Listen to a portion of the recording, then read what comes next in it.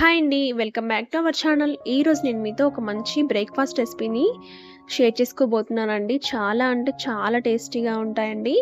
Morning బ్రేక్‌ఫాస్ట్‌గా ఇవి చేశారంటే రోజు మొత్తం చాలా ఎనర్జిటిక్‌గా అనిపిస్తుంది. అంత హెల్తీ అనమాట ఈ బ్రేక్‌ఫాస్ట్. వీటినే సగ్గుబియ్యం పరోటా అంటారండి. సాబుదానా పరోటా. ఇవి చేసుకోవడం ఎలాగో ఇప్పుడు చూద్దాము. దీనికోసం ముందుగానే 1 కప్ సగ్గుబియ్యాన్ని ఓవర్ నైట్ నానబెట్టుకోవాలి.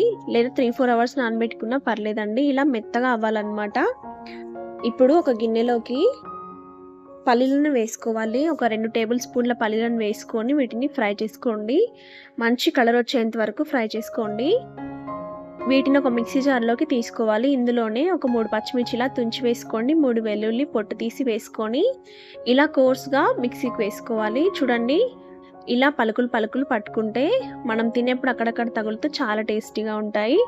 ఇప్పుడు ఒక 2, 3 బంగాళదుంపల్ని ఉడకపెట్టుకొని ఈ సగ్గుబియ్యంలోకి తురుముకోవాలండి. చూడండి, నేను ఎలా తురిమానో అలా తురుముకోవాలి. ఇందులోకి మనం మిక్సీకి వేసుకున్న పల్లి పొడిని, అలాగే 2 టేబుల్ స్పూన్ల కొత్తిమీరని, హాఫ్ టేబుల్ స్పూన్ జీలకర్రని వేసుకోవాలి. ఇందులోనే ఒక పావు టీ స్పూన్ అంతా కారం వేసుకోవాలి. దీని ప్లేస్‌లో చిల్లీ ఫ్లేక్స్ కూడా వేసుకోవచ్చు. ఇందులోనే రుచికి సరిపడినంత సాల్ట్ వేసుకొని అంతా బాగా కలిసేలాగా కలుపుకోండి.